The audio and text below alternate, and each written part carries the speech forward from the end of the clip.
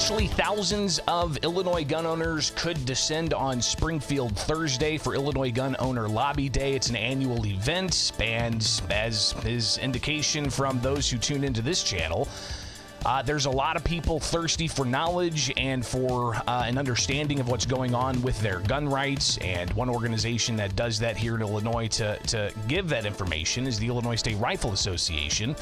And a board member joining me now, Mandi Ehler. She is with the Illinois State Rifle Association board to talk about some of what's expected for Thursday with iGold coming to town, but also some other events coming up this summer that we want to tell you about. But Mandi, thanks for taking time with us this morning. How you doing? I'm fantastic. Thanks so much for having me. I really appreciate being on. Absolutely. So obviously iGold's a big day, potentially thousands of people. I remember seeing it back in 2011, where there were, I don't even know how many thousand, like 7,000 or 8,000 people. But clearly there's an interest in Illinois for people to know what's happening with their Second Amendment rights. But before we get to that, we do have some gun control advocates that are going to be in Springfield today. Everytown, Moms Demand Action. They're planning a rally. I'm curious if you were there today, what would your message be to those organizations? Honestly, the message to those organizations is that they're misplaced. They really are. They think that they're providing a good service. They think that they're doing the right thing, but they're just not. They are very misinformed. And I think that's part of the biggest problem with a lot of this stuff is the misinformation that's out there. We have people that are making laws that don't understand firearms, that don't understand actually what they're restricting or what they're even talking about. And it's the same thing with a lot of these groups. They don't understand, or the information that they're passing on isn't correct. And so I think that that's probably the biggest thing is the fact checking needs to go on, and it doesn't happen. What would you say are some of the biggest things they misunderstand when it comes to the Second Amendment and why people would want to own firearms? You know, I think the biggest thing is that they don't understand that firearms, it's your right. You're an American, period. That we don't need another reason in this country. We just don't. But the reality of it is that we want to be able to protect ourselves. And the fact that you're trying to limit me from protecting myself, however I find necessary, it goes against everything that we believe in this country. It just does. That I'm supposed to be limited on what I can have in my own home to protect myself and my family. It's not appropriate. It's just not. And it's wrong. It goes against the Second Amendment. It goes against our Constitution. It goes against everything that we believe. So clearly a lot's going to be said this week about firearms, and we've even had conversations about the measure that they want to spend $3.5 million to tell people to lock their guns up, and different types of bills that have been proposed about more training, and that training has to be state sanctioned and more background checks and so on. But how would you assess the current state of the Second Amendment in the state of Illinois? What Second Amendment in the state of Illinois? It's like they've forgotten what it even means. They've forgotten to read their Constitution. Every person that's in government actually took an oath to uphold our Constitution, and all of them need to go back and reread it because they are completely misguided as to what can be restricted and what can't. We're talking with Mandi Ehler. She is the board member with the Illinois State Rifle Association, and of course, Illinois Gun Owner Lobby Day coming up Thursday. It's going to be an interesting turnout as we've got the legislature in session, both chambers. Talk about the significance of Gun Owner Lobby Day. What do you guys hope to accomplish? We're really hoping that we have big numbers. You know, the biggest thing that we can do is show up and honestly show our legislators and show our senators that we actually do show up, which means we're also going to show up at the polls. We vote. And so if they're not doing what's in our best interest, we're going to vote them out. And I'm really hoping that they understand that it really is, they work for us. And I feel like our government forgets that sometimes. And so I'm really hoping that we have a huge turnout and that the message gets brought that we're going to be at the polling places, that we are going to be voting. So make sure that you're actually listening to us and voting in our best interest. So clearly a full day of events, including at the Bank of Springfield Center in Springfield, where Alan Gottlieb from the Second Amendment Foundation, long time, I mean, he's been fighting for Second Amendment issues for decades. What do you hope to hear from him?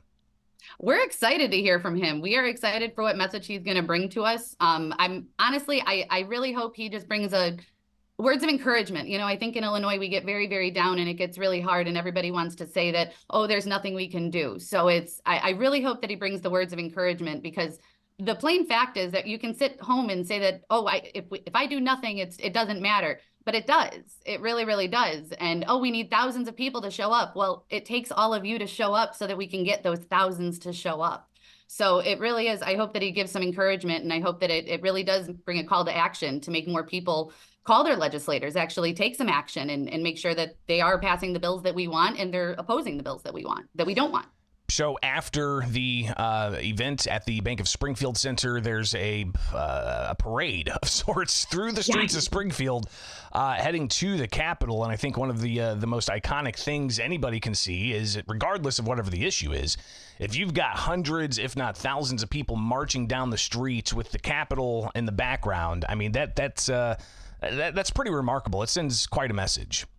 It really does. And so that's the big thing, is that we need the people to show up so that way when we are marching to Springfield, when they are looking out their office doors, they see us all coming down the street, and there is a large number of us. That's what makes the impact. So we are really, really hoping to get a big, big group out there this week.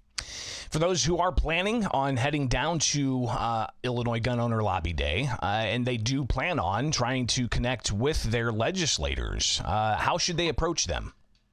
So the biggest thing is they have to be respectful. I think that's probably going to be the biggest thing, is being respectful, not yelling. That doesn't get anybody anywhere. It really, really doesn't. We need to make sure that everybody stays respectful, brings the message correctly. The yelling and the rhetoric and getting too far into it, sometimes that brings the wrong message. We want to make sure that we're bringing the right message, that we're peaceful. We're not the crazy people that they might think that we are as gun owners. I want to make sure that everybody does stay just respectful and peaceful throughout the day, and that we can have good, constructive conversation with our legislators.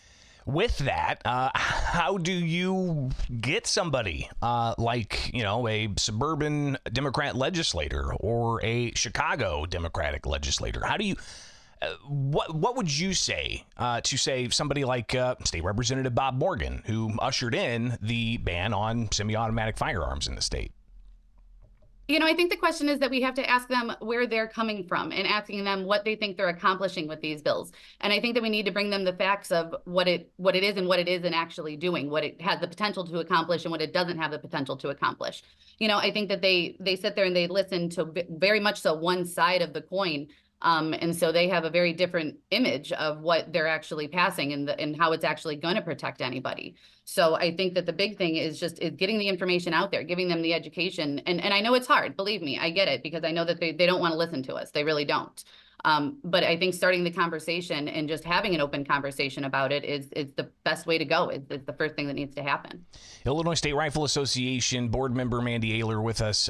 Mandi, how did you get into this space of, you're a woman in the Second Amendment community. You're on the board of the State Rifle Association. How did you, what started this path for you? So to be very honest, the whole thing that started it was actually my dad just asking me to go to the range. I only started shooting less than 10 years ago. It wasn't something that was, my father's been a shooter pretty much his whole life. He's always been in competitions and different things. And about 9 years ago, he asked me to go to the range. And I said, yeah, why not? I went to the range with him. I got my FOID card, got my concealed carry. And to be honest, I started looking for a female instructor. I started looking for somebody in my area that I could go to, that I could actually start learning from. And I had a problem finding her. So I kind of became her. I decided to do a lot of training. I did an insane amount of training. I went to the range a lot. I've gone to a lot of different schools. I've been to Gunsight. I've trained with Masad Ayub. So I've done a lot of different training in my short amount of time. And I've gotten quite a few certificates under my belt for teaching and different things. And the next kind of path just seemed like advocacy was the right thing. So I actually got involved with a group called Women for Gun Rights. We are actually going to be down in Springfield on Wednesday talking to some of our legislators. We have some appointments set up and we'll be down there speaking to them before iGold. And it kind of just was the natural path. I got involved with the Illinois State Rifle Association, teaching some classes and doing some things with them. I run a organization called Armed Women of America. So we're a monthly group that meets once a month. I got involved with that. And the next kind of path just seemed to get into the advocacy and to make sure that the organization was still going in the right direction. So it just seemed like the natural path to kind of take. You've got an event coming up this summer that's free and open for women who are interested in the Second Amendment. Tell us about that. Yeah, I'm very excited about this event. So the whole thing originally started, there is a gentleman up in Detroit. His name is Rick Ector. He's actually on the NRA board of directors. About 12 years ago, he started an event for women where it was a totally free event. They could come in, learn how to shoot from a qualified instructor, and go home. He has been fortunate enough to train quite a few people in his time. So he's been doing it for about 12 years, and he has trained a total of almost 9,000 women. So I'm hoping to get to that someday. So the whole premise of it basically is they're going to come in, they will come into the classroom, and we're going to talk safety, and we're going to talk firearm basics for about an hour. So they'll get a nice little lesson there, and then they're going to head out to the range, and they are going to learn from a qualified female instructor how to shoot. All the firearms have been donated for us to use for the day. I have gotten an NRA grant, and ISRA has also donated so that we have enough ammunition to cover the entire day for the women. All of the ear protection, the eye protection, everything has been donated either from the NRA or the Illinois State Rifle Association. So we have had a wonderful, wonderful response to this. It's going to be a lot of fun. I am really, really looking forward to it. We are hoping to train about 250 women that day. I right now have 12 female instructors that have committed to the day, as well as multiple RSOs and other support staff. We're looking at a flyer of sorts. It says June 15th, a Saturday at the Illinois State Rifle Association range in Bonfield. And it's Empowering First Shots Free Women's Shooting Event. Where can people get more information about this other than looking at the flyer here I'm flashing on the screen? Can they just check out the State Rifle Association's page, or where's the best place to find that? Best place to find it is actually going to be on Eventbrite. I started the whole thing on Eventbrite, not knowing exactly how this was all going to go to start with. So if they go to Eventbrite, they can find it right on Empowering First Shots. I also believe if they go on to the Illinois State Rifle Association calendar, there is a link for the Eventbrite on there as well. Mandi, thank you so much for taking time with us this morning from the Illinois State Rifle Association. You are a board member there. You're going to be in town Wednesday and then also Thursday for iGold, so I greatly appreciate you being here. And maybe I'll see you on the ground in Springfield when you get here. It'd be nice. Absolutely. Thanks, Greg. Appreciate it. Have a great day. It is Bishop on Air here. I'm Greg Bishop. Thanks for hanging out. And again, thanks to Mandi for taking time with us here with Bishop on Air. All right, stay tuned. We've got plenty more to tackle, including the latest in filings against the state's gun ban. But the state is the one filing the latest. So we'll get to that coming up here with Bishop on Air. Like, subscribe, hit that notification bell for the latest. All right.